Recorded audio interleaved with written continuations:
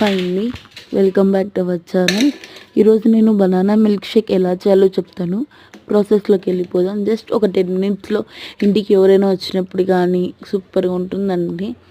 First ఒక mixie జార్లో 4 or 5 ice cubes add చేసుకొని 2 or 3 బనానాస్ మీ క్వాంటిటీకి తగ్గట్టు యాడ్ చేసుకొని స్వీట్నెస్కి తగ్గట్టు షుగర్ కూడా యాడ్ చేసుకోవాలి. ఇక్కడ నేను 3 బనానాస్ స్మాల్ బనానాస్ తీసుకొని 1 టేబుల్ ఆఫ్ షుగర్ వేసి నెక్స్ట్ రోజ్ హజ్ అనేది ఫలూడాలలో కానీ ఐస్ క్రీమ్స్ జ్యూసెస్లో కానీ యూస్ చేస్తారు. అది మీ దగ్గర ఉంటే వేసుకోవచ్చు, లేదంటే పూర్తిగా ఆప్షనల్ అండి.